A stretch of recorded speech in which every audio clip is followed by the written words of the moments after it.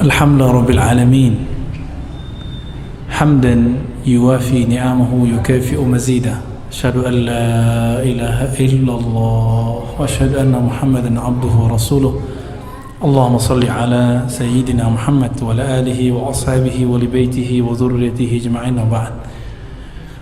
Bapak saudara ikhwan al-musallin ya. Temanya tentang bid'ah apa lagi Pak? Dan khilafiyah. Dulu mungkin kita pernah di sini silsilah akidah ahlus sunnah, benar ya? Di sini. Baik. Sekarang kita akan mengkaji tentang al-bid'ah dan khilafiyah. Sahabat-sahabat rekan Allah, ikhwan akhwat fillah, al-bid'ah bahasa Arab itu di Quran ada muncul kalimatnya satu, ma kuntu bid'an minar rusul, itu ketemu di Quran ya. Tidaklah aku bid'an minar rusul. Apa arti bid'an di situ? Bid'an berarti membuat yang baru-baru dari ajaran para nabi. Berarti ajarannya Nabi Muhammad SAW itu sama dengan ajaran Nabi Adam, bukan ajaran baru. Yang beda itu cuma syariatnya. Bid'ah secara bahasa Arab ternyata satu akar kata dengan kata badia.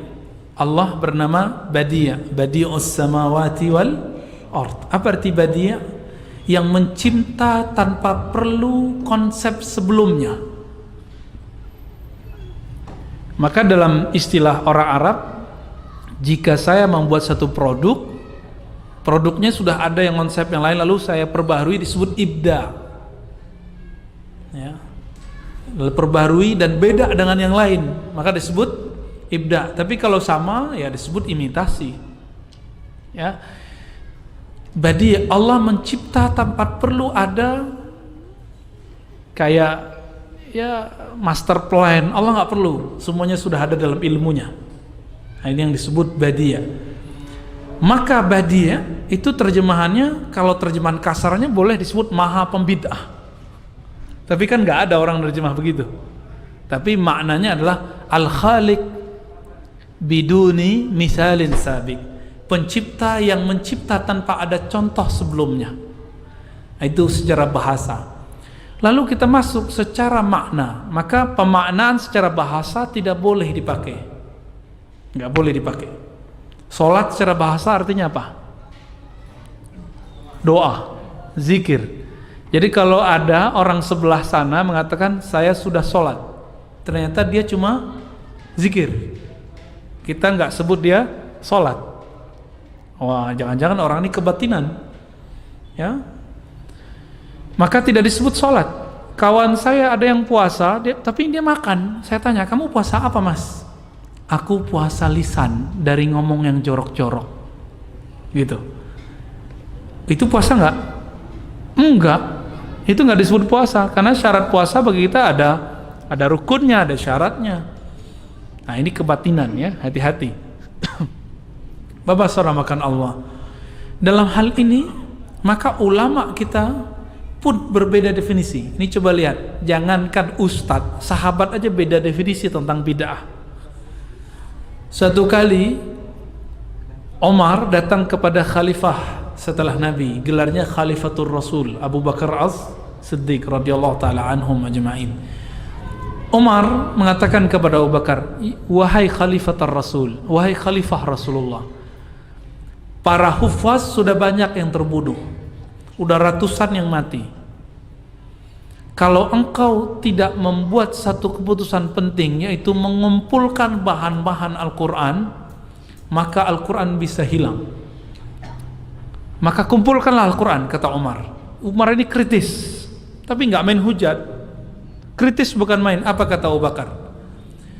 Hal naf'al ma lam yaf'alhu Rasulullah sallallahu alaihi wasallam.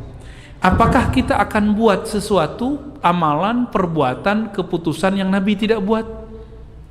Berarti definisi bid'ahnya Umar beda nggak dengan Abu Bakar? Bagi Abu Bakar, kalau Nabi tidak buat berarti itu bid'ah. Tapi bagi Umar, jika ini ada maslahat, ada kebaikan di dalamnya lebih banyak dari keburukannya, maka tidak disebut bid'ah. Ini riwayat ada di Sahih Bukhari dan Muslim, bahwa makna bid'ah itu berpindah. Akhirnya kata Abu Bakar, Umar selalu berbicara kepadaku, berbicara terus, mendebat. Dan inilah debat yang ilmiah, debat yang menghasilkan ilmu. Apa kata Abu Bakar? Hatta ara ma ra'a, sehingga aku melihat, memahami apa yang dia pahami, maka aku menyetujui perkataan Umar. Dan itu lamanya bukan main. Umar mendebat Abu Bakar As-Siddiq. Maka kita mendebat pemerintah itu perlu, mengkritisi penguasa itu perlu, tapi melaknat tidak. Bisa bedain? Seperti Umar mengkritisi mereka, mengkritisi para penguasa di zamannya. Lalu mereka udah sepakat, datanglah Umar, datanglah Abu Bakar kepada Zaid bin Sabit, sahabat termuda yang hafiz Quran. Apa kata Abu Bakar? Ya Zaid bin Sabit, tolong engkau kumpulkan Al-Quran. Kata siapa? Abu Bakar. Begitu juga Umar. Ya betul, hai Zaid, kami sudah sepakat mengajak kamu untuk mengumpulkan Al-Quran. Apa kata Zaid? Sama kalimatnya seperti Abu Bakar mengatakan, hal taf'ala ma lam yaf'alhu Rasulullah sallallahu alaihi wasallam. Apakah kamu buat sesuatu yang Nabi tidak buat? Sama nggak konsepnya? Berarti dalam konsep Zaid, bid'ah itu awalnya apa? Sesuatu yang tidak dibuat Nabi sallallahu alaihi wasallam. Ternyata dijelaskan oleh Umar, seperti Umar menjelaskan ke Abu Bakar. Apa kata Zaid? Sehingga aku memahami apa yang dipahami Umar. Lalu Abu Bakar mengatakan, hai Zaid, kamu adalah pemuda yang paling hafal Quran, yang paling kuat hafalannya, paling bagus pekerjaannya. Jika bukan engkau siapa lagi? Apa kata Zaid? Lau amartani binaqli jabalin ila jabalin la fa'altuhu. Kalau engkau perintahkan aku memindahkan gunung terlihat nggak? Ya, kalau hafalan Quran gimana? Terlihat nggak? Bisa nggak kita ngelihat ini orang hafal Quran? Kalau kulhu kayaknya hafal semua nih ya. Tapi kalau yang lain nggak pasti hafal, nggak mesti hafal ya. Lalu gimana? Kata beliau, kalau aku disuruh memindahkan gunung terlihat, bisa aku lakukan. Tapi kalau mengumpulkan hafalan Quran, betapa sulitnya, tersembunyi di rumah-rumah orang, di dada-dada orang. Akhirnya Zaid minta persetujuan, minta istikharah kepada Allah dengan kalbunya, dan dia menerimanya. Walhasil terkumpullah Quran, tapi belum disalin. Belum disalin. Dikumpulkan itu di rumah Hafsah. Umar berkuasa, Abu Bakar wafat. Umar radhiyallahu taala anhu, karena di saat itu tidak terjadi kematian ya, kewafatan, kesyahidan ulama-ulama sahabat yang hafiz Quran, maka tidak ada gebrakan untuk mengumpulkan Quran, untuk menyalin Quran. Lalu baru di zaman Utsman, ketika Huzaifah al-Yamani pergi ke Irak. Di Irak ada dua kota besar, belum ada Baghdad saat itu. Yang ada cuma Basrah dan Kufah. Apa nama kotanya? Basrah dan Kufah. Di Basrah ada sahabat Nabi bernama Abu Musa al-Ash'ari. Sedangkan di Kufah ada sahabat Nabi bernama Abdullah bin Mas'ud. Masing-masing orang ini punya bacaan Quran dan punya murid ribuan orang. Suatu kali Huzaifah lagi sholat di masjid yang ada di antara Kufah dan di Basrah. Di masjid bagian ujung orang baca Qurannya beda dikit dengan orang yang di ujung sini. Huzaifah bingung, loh kok ada dua bacaan Quran?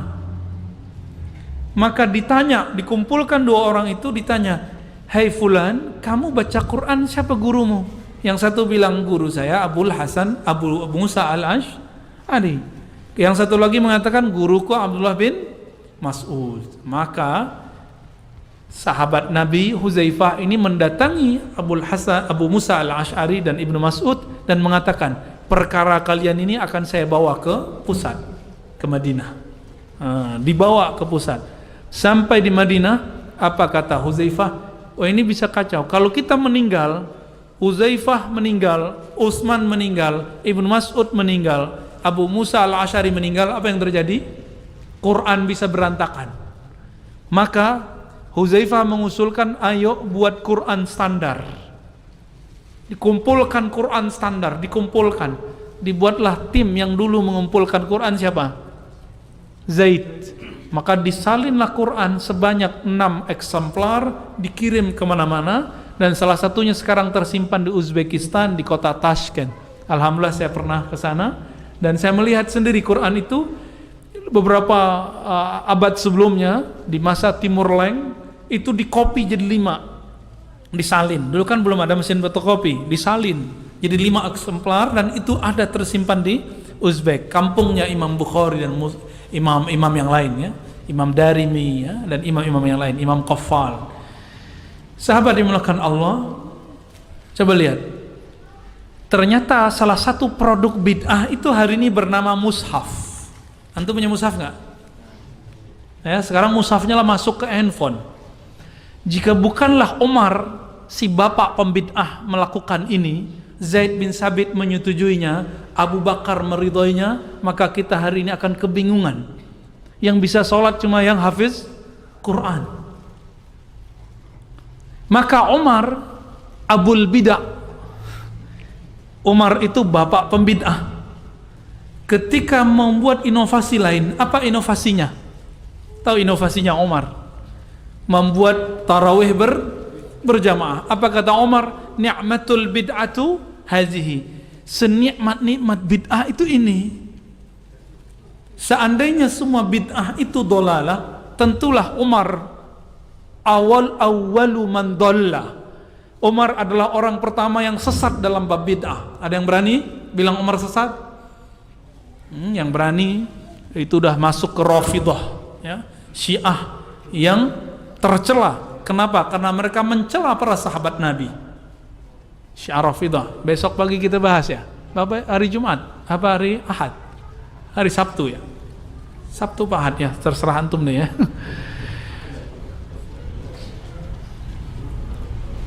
Bapaknya Umar, anaknya namanya Abdullah bin Umar. Abdullah bin Umar itu melazimkan sholat duha. Ditegur oleh sahabat lain, ditegur oleh orang-orang lain. Apa kata mereka? Apakah Rasulullah melakukan seperti kamu lakukan? Sholat duha tiap hari? Ini pada sholat duha tiap hari nggak? Insya Allah. Wah, jawabnya nggak pasti berarti ya. Lalu apa jawaban Abdullah bin Umar? Ni'matil bid'atu hazihi. Diulang kata abahnya, kata bapaknya. Sebagus-bagus bid'ah itu mengistiqomahkan, melazimkan sholat duha tiap kali pagi. Padahal Nabi jarang sholat duha. Nabi kalau sholat duha tiap hari dikira nanti ada lagi sholat yang ke-6 ya, jadi bingung lagi. Bapak saudara makan Allah. Dan semua riwayat ini sahih. Nggak ada yang berani mengatakan ini dhaif. Yang paling bilang dhaif itu dipecat dari kalangan ahli hadis ya. Ahli hadas jadinya. Nggak ada ahli hadis yang berani mendhaifkan riwayat ini. Kalau ada, berhadapan dengan ribuan ulama ahli hadis. Lalu gimana kita memahami permasalahan ini? Oh, ternyata ada satu hadis yang sangat seksi. Kullu bid'atin dhalalah. Ini kan banyak dibaca ya. Depannya innal hamdalillah nahmaduhu wa nasta'inuhu ba'ma ba'du. Sampai ke amma ba'dunya menakutkan sekali. Iyyakum muhdatsatil umur fa inna kulla muhdatsatin bid'ah. Kan gitu kan? Emang Nabi gitu ngomongnya? Hah? Nabi gitu enggak ngomongnya? Kayak orang marah-marah gitu ya? Enggak. Nabi itu berbicara seperti qaidul jais, bukan berarti Nabi marah-marah, tapi semangat maksudnya. Tapi bukan marah-marah ya. Jamaah kan bengong. Loh, aku kok dimarahin mar khotib, salah apa gitu ya? Bingung kan? Tiba-tiba khotibnya marah-marah. Iyyakum muhdatsat, biasa aja baca hadis. Iyyakum muhdatsatil umur. Jauh-jauhlah dari perkara baru dalam agama. Fa inna kulla muhdatsatin bid'ah. Setiap muhdatsah itu bid'ah. Setiap perkara baru dalam agama itu bid'ah. Wa kullu bid'atin dhalalah. wa kullu bid'atin dhalalah. Apa artinya? Setiap bid'ah itu sesat. Di riwayat yang lain ditambahkan wa kullu dhalalatin finnar. Setiap yang sesat masuk neraka. Hadis ini ternyata dimulai dari kalimat iyyakum muhdatsat. Kalimatnya pakai muhdatsat. Itu taknya itu ada alifnya. Muhdatsat. Asalnya ada muhdasah, jamak dari muhdasah. Bukan muhdas tapi muhdatsat. Apa indikasinya? Jadi ternyata perkara baru jika negatif dalam bahasa Arab ditambahin tak marbutah itu negatif. Biasanya begitu. Namun tidak semua yang muhdas itu bid'ah. Tapi kalau muhdasah pasti bid'ah. Di sini masjid azannya berapa kali? Azan Jumatnya. Nah, ini beliau nih yang azan ya. Mukanya muka guru saya nih. Guru saya namanya Syekh Darwis ya. Mukanya kayak beliau nih, orang Mesir kayaknya keturunan ya. Azan 2 kali. Nabi pernah lakukan nggak? Nabi pernahkah itu dilakukan di zaman Nabi Sallallahu Alaihi Wasallam? Pernah nggak? Ayo jawab. Pernah atau tidak? Tidak. Oke, sepakat sudah? Tahu dari mana? Ayo. Ya, kata Ustaz, ya kan? Tahunya dari Sahih Bukhari. Di Sahih Bukhari bab mengenai azan disebutkan azan Jumat. Bahwa di masa Rasulullah azan cuma sekali. Ketika di zaman Utsman radhiyallahu taala anhu terjadi pelebaran Islam, kemudian orang tambah rame, di pasar juga tambah rame. Akhirnya supaya orang punya prepare, isti'dad, persiapan, maka Utsman buat bid'ah. Apa bid'ahnya? Azan dulu. Bedanya kalau sekarang kan orang sudah masuk dulu baru azan pertama, baru azan kedua. Kalau masa Utsman tidak, 1 jam atau setengah jam sebelum masuk waktu, sehingga orang ya datang. Kalau kita kan cukup sudah setel merotal selesai ya, berarti udah siap-siap tuh. Maka kita pertahankan 2 azan itu karena ingin melestarikan bid'ahnya Utsman. Pak ahli bid'ah. Ini beliau ini ahli bid'ah ini. 2 kali azan soalnya. Kira-kira gimana? Tiba-tiba ada yang nyeletuk. Jika ada sahabat buat, Nabi buat, maka dahulukan Nabi. Enggak pula ikut sahabat. Nah, ini orang suul adab sama sahabat. Ini biji-biji Syiahnya ada ya. Dia enggak sadar kalau dia punya kecenderungan untuk merendahkan sahabat Nabi. Utsman ketika buat azan itu 2 kali, itu tidak disebut bid'ah. Kenapa? Di situ ada maslahat. Maka Ibnu Qayyim, Imam Salafiyah, murid Syekhul Islam Ibnu Taimiyah, mengatakan kullu maslahatin din. Setiap yang ada maslahatnya itu bagian dari agama. Setiap yang ada maslahat, apa arti maslahat? Manfaat kebaikan, itu agama. Jadi jika kita lihat maslahatnya lebih banyak, itu masuk agama.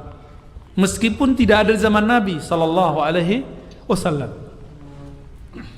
Jadi Abu Bakar pembid'ah, Umar pembid'ah, Utsman juga bid'ah. Utsman ada 2 tadi ya, Quran dibuat, terus azan. Apalagi bid'ah Utsman memugar masjid, itu dibentak juga oleh sahabat yang lain. Ente buat satu yang enggak dibuat Nabi. Kata Utsman, kamu kan enggak ngerti, ini masjid sudah sesak. Sampai-sampai Aisyah melarang perempuan pergi ke masjid karena masjid sudah sesak, sudah penuh oleh para ikhwan-ikhwan, para laki-laki. Perempuan gak bisa lagi sholat di masjid. Maka Utsman memugar masjid. Udah berapa bid'ah itu ya, udah berapa bid'ah itu. Yang paling banyak buat bid'ah itu Utsman dan Umar. Ini dua sahabat Nabi yang banyak buat hal-hal yang baru. Maka Bapak saudara makan Allah, jika bid'ah itu nyata di kalangan sahabat, maka kita nggak boleh terjemahkan kullu bid'ah itu sesat. Kecuali ada bid'ah yang mana yang sesat, sehingga kata-kata Nabi ini tidak bisa jadikan bumerang untuk menghujat sahabat Nabi, ya kan? Suatu kali Muaz di Kitabul Iman, dalam bab iman dalam Sahih Bukhari, mengatakan kepada kawan-kawannya, Ta'al nu'min sa'atan. Ta'al nu'min sa'atan. Ayo ngumpul, kita beriman sesaat. Lalu disebutkan, lalu mereka yusabbihunallah, mereka bertasbih berjamaah, bertakbir berjamaah, baca wirid berjamaah. Itulah sejarahnya zikir berjamaah. Apakah namanya yasinan, maksurat, mabit, muhasabah, terserah. Itu nama aja. Isinya apa? Isinya zikrullah. Berarti itu nu'min sa'atan, beriman sesaat. Iman itu menggetarkan kalbu, menyadarkan pikiran, maka itu disebut iman.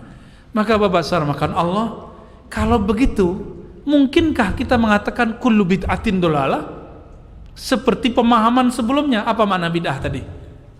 Semua yang tidak dilakukan Nabi. Gak mungkin, berarti terjemahan bid'ah kita salah.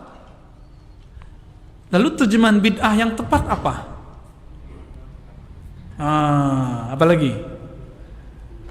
Ternyata Imam Salafi sendiri sudah beres sama dia, nggak usah kita debat-debat sebenarnya. Siapa tadi imamnya? Ibnu Qayyim dan Ibnu Taimiyah rahimahumullah. Apa kata Ibnu Taimiyah dalam Iqtida' Shiratal Mustaqim? Ini pernah saya bahas sebelumnya. Al bid'atu ma lam yadulla alaihi dalilun syar'i. Kita udah ulang-ulang ini sampai berbuih-buih mulut ini. Tapi kok nggak ngeh juga ya? Mungkin karena hidayah itu milik Allah, bukan milik kita ya. Bid'ah itu yang tidak ada dalil syaraknya.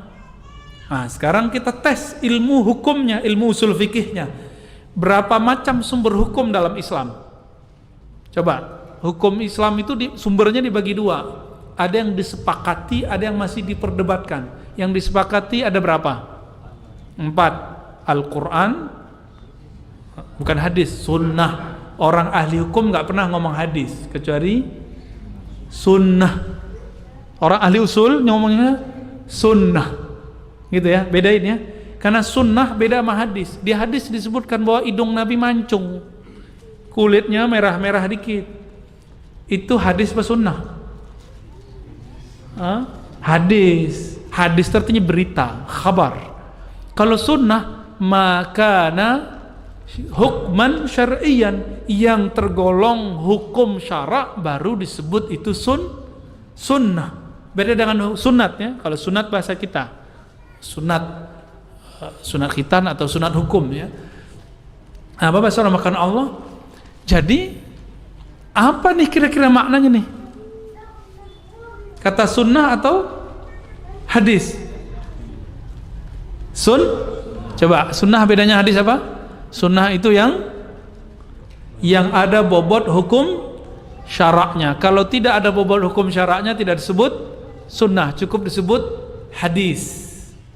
Contoh, Nabi SAW istrinya 9, itu hadis, bukan sunnah. Jangan coba-coba diamalin nih ya. Disembelih nanti sama beliau-beliau ini ya. Apalagi Nabi SAW wajib sholat malam. Itu apa? Itu hadis. Kalaupun disebut sunnah, sunnahnya harus ada sifatnya. Sunnah khasah, sunnah khusus buat Nabi SAW. Taib.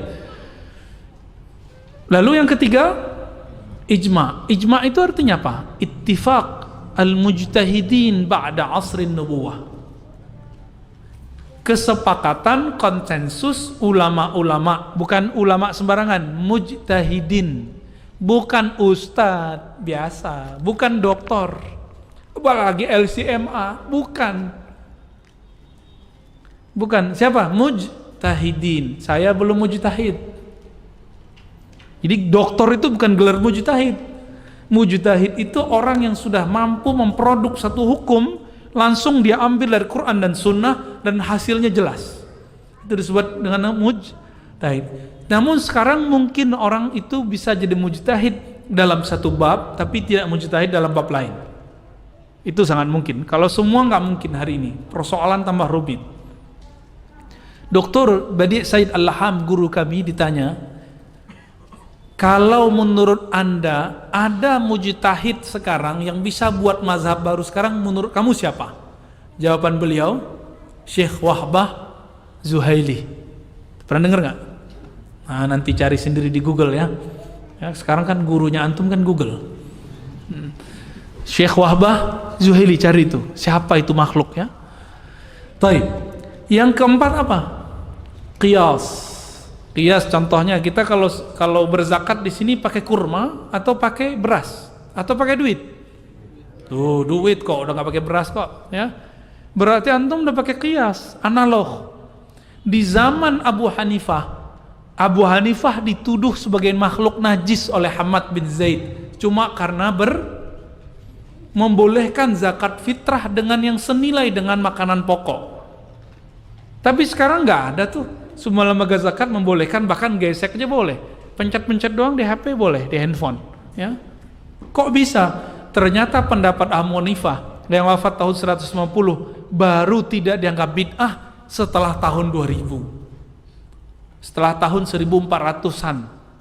Berarti sekarang artinya selama lebih dari 13 abad pendapat beliau dianggap bid'ah. Jadi jangan-jangan kita ini loadingnya kelamaan, akhirnya perkara itu udah gak bid'ah lagi kok. Ulama sudah menemukan dalilnya gak bid'ah, kita masih mengatakan dia bid'ah, ya. Jadi saya curiga nih, orang yang suka bid'ahkan itu dia gak tahu dalil aja, loadingnya belum selesai, ya. Jadi kalau kita bilang, lihat, oh ini orang lagi loading, gitu aja ya. Kalau di zaman kita punya apa dulu? Pentium 1, ini Pentium 1 kayaknya dia ya. Komputernya masih Pentium 1. Baik. Lalu ada yang diperdebatkan, sebagian ulama mujtahid make, sebagian tidak. Contohnya maslahat, Imam Malik make. Apalagi uruf, tradisi, kaul atau amal ahli Madinah, Imam Malik pakai, amal orang Madinah. Apalagi ada namanya istishab, ada namanya qaulus sahabi, macam-macam ya. Itu diperdebatkan oleh para ulama. Walhasil ternyata sumber hukum itu tidak hanya Quran dan Sunnah, tapi juga ada selain Quran dan Sunnah. Maka Imam Ibnu Taimiyah mengatakan bid'ah itu dibagi dua. Ibnu Taimiyah nih yang bagi, tapi pengikutnya sekarang bilang apa? Bid'ah itu semuanya sesat. Ibnu Taimiyah bagi, apa kata Ibnu Taimiyah? Ada bid'ah namanya syar'iyyah, bid'ah menurut syara'. Contohnya sholat subuh jadi 3 rakaat tuh ya, saking rajinnya sholat subuh. Atau nanti punya sholat birrul walidain, sholat ini, sholat itu kan diperdebatkan, ada yang bid'ah kan tidak. Segala macam ini yang tidak ada dalilnya menurut Ibnu Taimiyah disebut bid'ah. Tapi beliau kemudian mengatakan apa? Ada bid'ah kedua namanya bid'ah lughawiyah, bid'ah secara bahasa. Sama kayak sholat secara bahasa tadi artinya apa? Zikir atau doa. Tapi sholat secara istilah artinya yang dimulai dengan takbir ditutup dengan salam. Jadi bid'ah secara bahasa yang Nabi tidak buat. Berarti bid'ah secara istilah apa? Yang tidak ada dalilnya, baik dalil yang disepakati yang 4 tadi atau dalil yang diperdebatkan. Di mana munculnya khilafiyah? Kan judulnya itu. Kalau dalilnya 4 ini tidak ada khilafiyah, nggak boleh ada.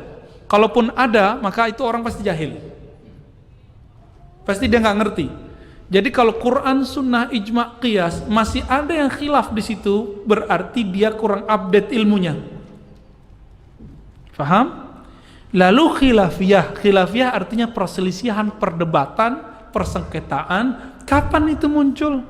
Ketika orang berdalil dengan dalil yang tidak disepakati. Contohnya apa tadi? Kemaslahatan. Contohnya, hari ini orang beda pendapat nggak mengenai hukum BPJS? Ya, tapi nggak usah lagi lah antum udah berdebat ya.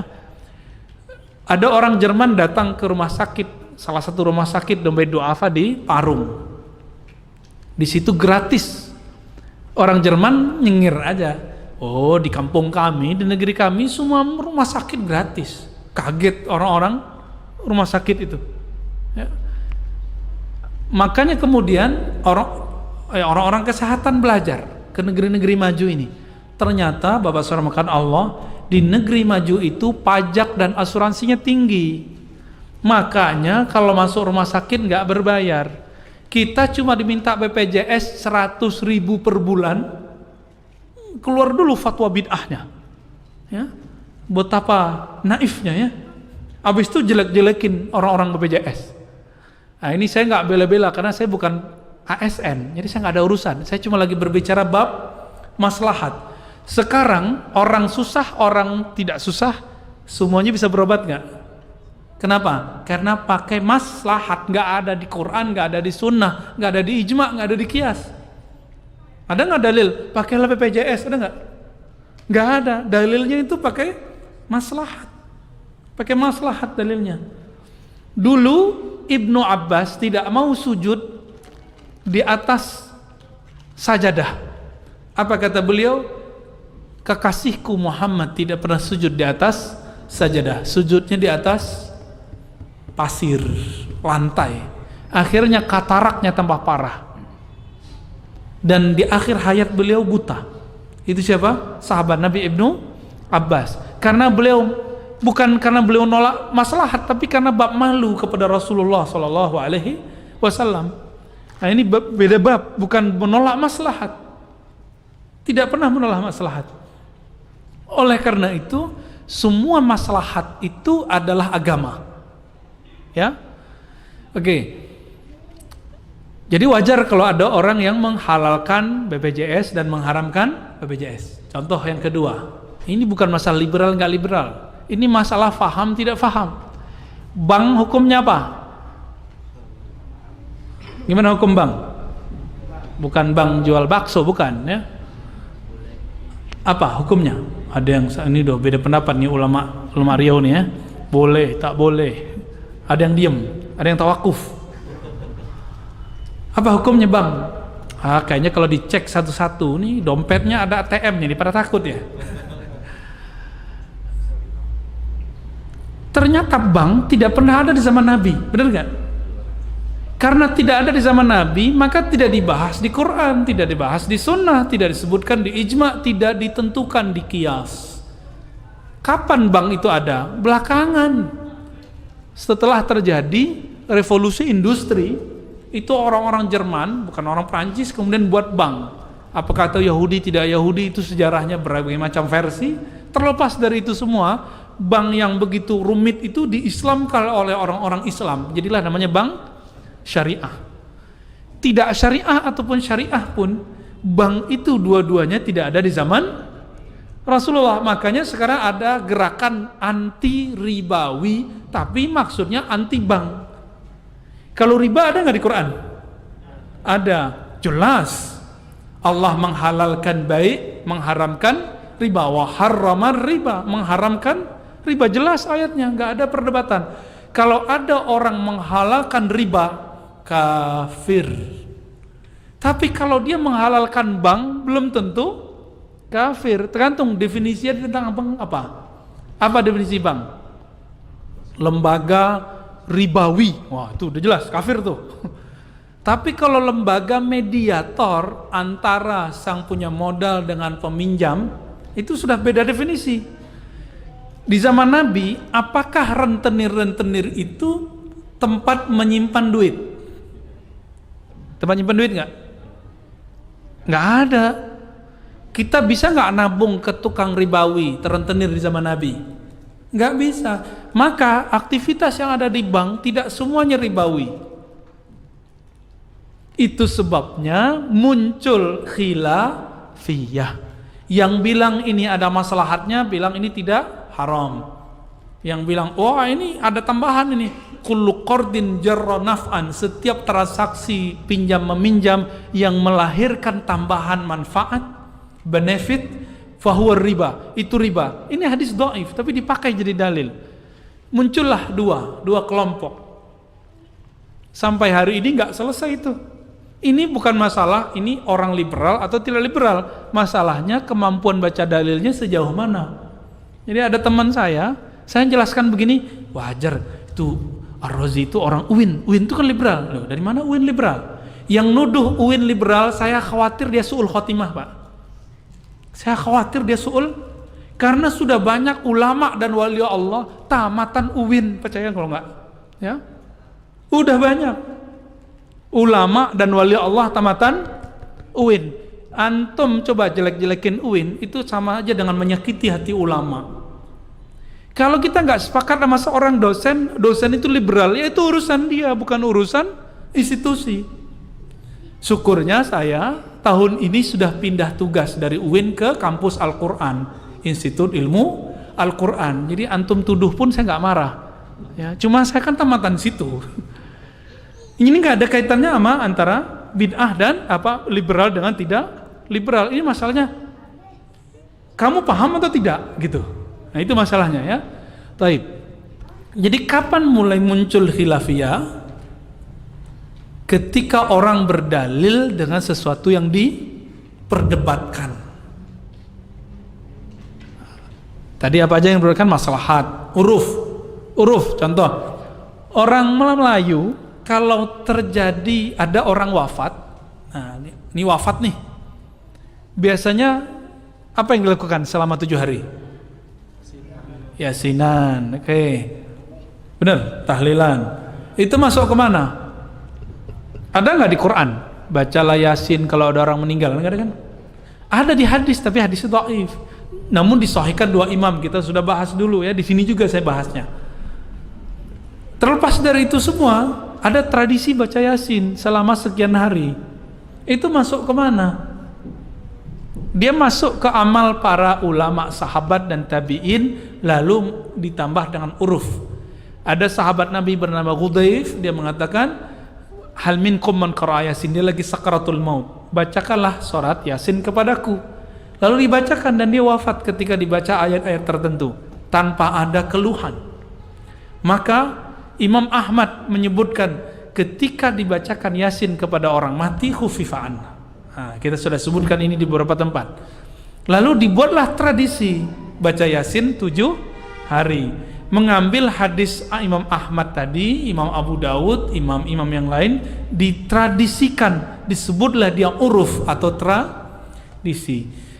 Tradisi itu dia ada kaedahnya. Kalau melanggar sunnah, melanggar Quran, maka disebut tradisi fasid, urfun fasidun, uruf yang rusak. Jika dia sesuai dengan sunnah, sesuai dengan Quran, tidak disebut dengan fasid. Dan Imam Syafi'i mengatakan, sesuatu yang tidak melanggar Quran dan sunnah falaisa bid'atin, tidak disebut bid'ah. Jadi sebenarnya ini enggak bid'ah hasanah, ini enggak bid'ah, ini sunnah sebenarnya. Ya. Tapi kita kan tidak mau membuka hati, membuka pikiran dan ngotot untuk mengatakan Nabi enggak pernah lakukan, Nabi enggak pernah lakukan. Nabi enggak lakukan tapi sahabat lakukan. Kita lakukan enggak? Kan Anda punya kaidah, kita ngomong sama mereka, ya. Apa kaidahnya? Lau kana khairan lasabaquna. Kalau itu baik tentulah mereka lebih dahulu. Ini ada sahabat yang mengamalkannya. Katanya kalau ada sahabat tabi'in yang mengamalkan, kita amalkan. Kita pulangkan. Jadi ternyata kaedah-kaedah yang dibuat-buat pun itu jadi dalil buat kita, bukan dalil buat mereka. Bapak saudara Allah ikhwan akhwat fillah. Berdasarkan ini, maka semua yang khilafiyah itu tidak boleh disebut bid'ah secara mutlak. Kenapa? Dia masih ada dalilnya. Ibnu Taimiyah sendiri mengatakan apa dalam Iqtida? Bid'ah ini disebut oleh orang yang di luar sana dengan bid'ah hasanah. Sedangkan istilah beliau bid'ah lughawiyah, bid'ah secara bahasa. Maksudnya apa? Nabi nggak buat, tapi Umar buat. Apakah Umar pelaku bid'ah sesat? Tidak. Umar pelaku bid'ah, tapi bukan bid'ah syariah, tapi bid'ah secara bahasa. Nah, berdasarkan ini semua, kalau kita simpulkan, tidak semua perkara baru yang kita lihat secara zahir, dia baru dalam ilmu pendalilan. Siapa tahu ada dalilnya. Ya, ada dalilnya. Kalau masih ada dalilnya dan benar cara memahami dalilnya, dia tidak disebut bid'ah. Kira-kira seperti itu ya. Dulu jangankan ini, ngaji pakai mimbar ala orang-orang gereja itu dianggap bid'ah. Disebut podium ya. Tapi lama-lama hari ini kayaknya kalau masjid nggak punya mimbar begitu nggak keren. berubah makna bid'ah tergantung pemahaman maslahat. Jadi ada bid'ah yang qat'i, bid'ah yang pasti melanggar hal-hal yang qat'i. Tapi jika bid'ah itu untuk perkara yang khilafiyah yang masih diperdebatkan, jangan-jangan itu belum tentu bid'ah, ya. Jangan ulang sejarah Hamad bin Zaid mengatakan Abu Hanifah najis, Abu Hanifah syubhat. Jangan ulang sejarah itu. Siapa tahu itu tidak syubhat, tidak najis. Gitu ya.